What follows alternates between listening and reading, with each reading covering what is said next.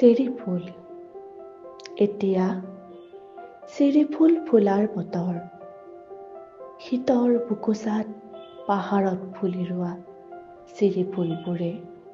সোঁৱৰাই দিলে মোক আকৌ এবাৰ তোমাৰ মিচিকি হাঁহিৰ খোজ